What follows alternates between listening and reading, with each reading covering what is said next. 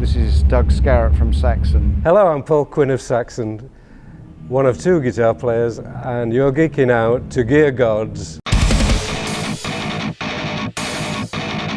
Well, in our case, the history of our kind of rock music, it starts with Marshall, so we have used other stuff, but we always seem to have gone back to Marshall because it's the sound that we work with best, really. We've got on this tour we're using 4 412s each and 2 or 3 heads depending. What else is there? The heads are JVMs and they're running really loudly, as you can imagine, so that the guitar sustains better. We have taken our album samples into a sampling preamp called a Kemper. So we have effects and preamp in the Kemper, and the Marshalls run the output stage. I don't use a great deal of pedals. I've got the obvious MIDI switcher and a wah-wah at the moment, but I'm thinking of going some kind of outboard boost just to add a little sustain here and there. A Les Paul most of the time. I've brought a Strat with me, but I used to use Strats and I feel great with Strats, but I have always owned Gibsons from an SG Junior to a Firebird and love them as well, There's no real, there's no true way as religious people call it. The Strat's a Japanese one with the smaller heel, except that I've put 2 humbuckers on it. One of them is a bare knuckle and the other one's, oddly enough, an Explorer. A lot of the guitars I've got have got bare knuckles or Gibson pickups. The Les Paul is an Access model, which is also almost heelless, and with a Floyd on it. And we're just experimenting with titanium blocks for the, it sounds different, but it sounds probably better, I think. I'll tell you what I think makes a big difference is the picks you use. And I like fake tortoiseshell. I don't know what it's called these days, but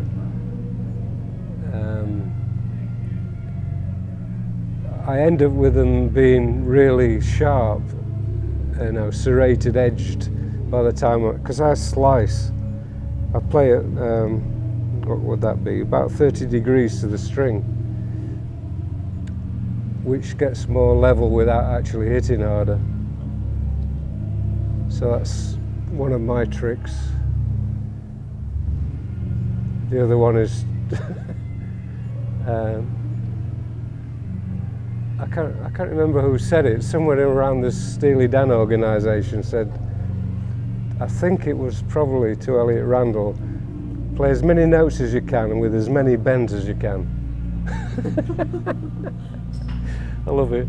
The setup that we're using at the moment is pretty, in a way, is more simple than it's ever been, because from the last couple of albums we were using the Kemper profiler. So the sounds that we're using are actually the profiles from the JVM heads that we were using previously anyway. So it just means that I used to only use the JVM heads with like Rocktron IntelliFX and MIDI board. I started with quite a large rack that got smaller and smaller, and down to just 2 JVMs and the IntelliFX. And when we made the Sacrifice album, which Andy Sneap produced, he reamped the sounds that we recorded and profiled mine and Paul's amp sound. So the first time we used the Kempers was maybe 2 years ago when we first came to America.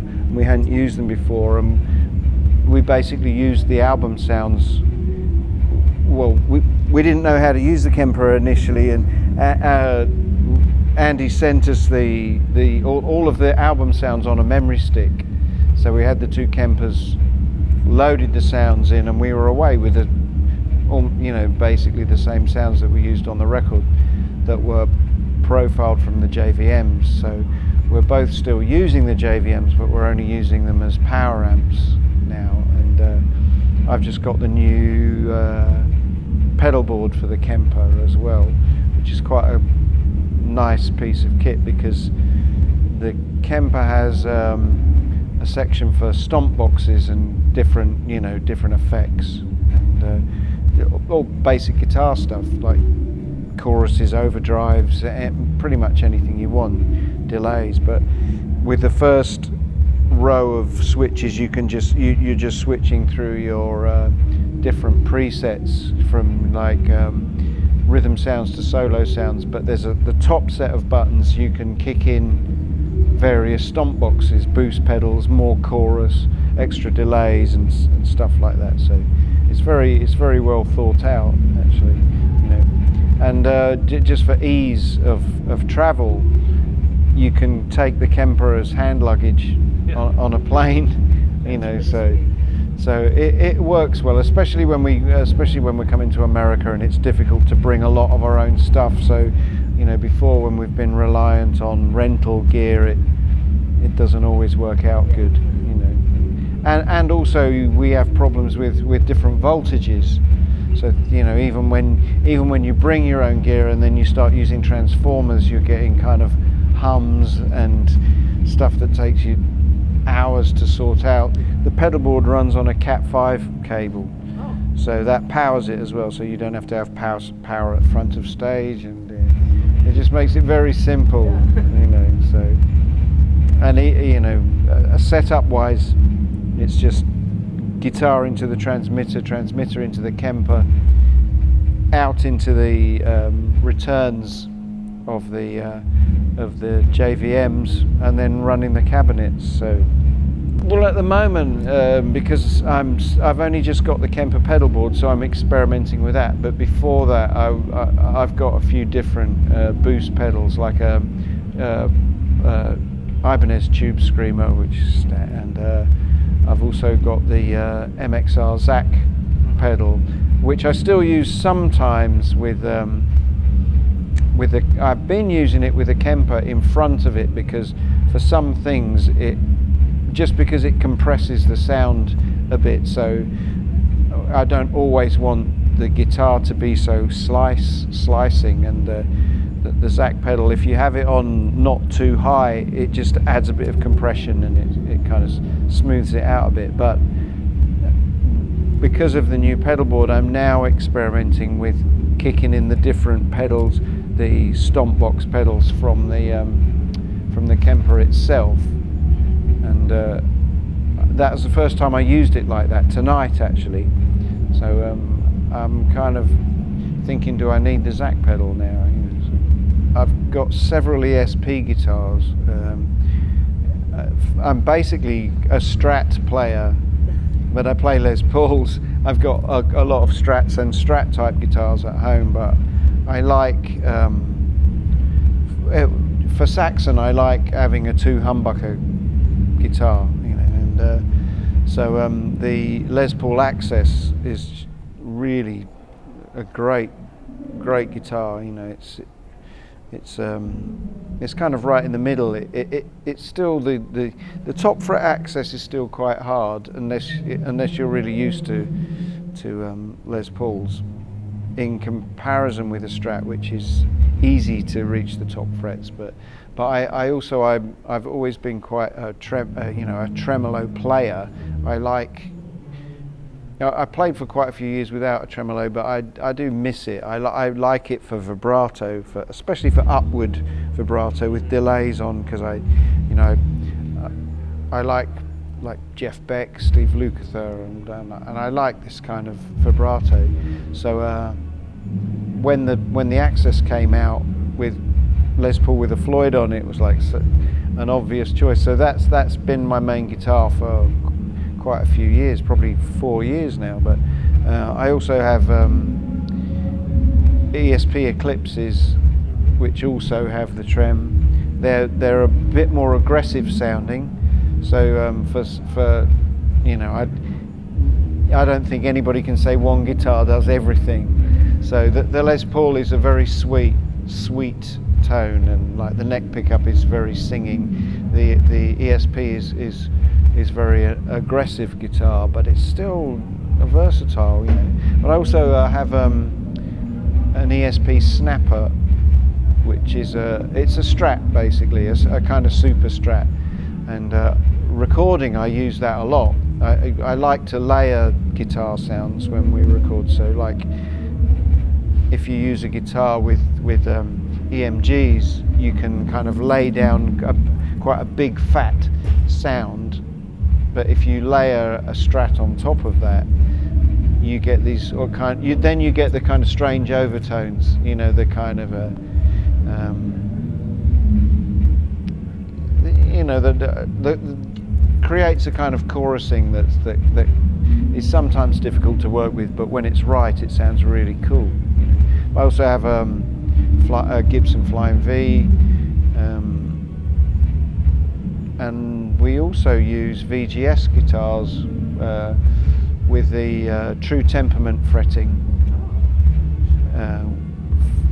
I mean, that works really well if you're layering guitars and you're playing some kind of chord, you know, chords with heavy overdrive and with thirds in that normally can be quite ugly. Yeah. Everything rings really nicely. So yeah, we both have. Paul's got a Les Paul. Yeah, Paul's got True Temperament on his kind of custom guitar. I've got True Temperament on a VGS kind of Strat. Have you ever used the Evertune? Yes, yeah, we used it a lot on the last album.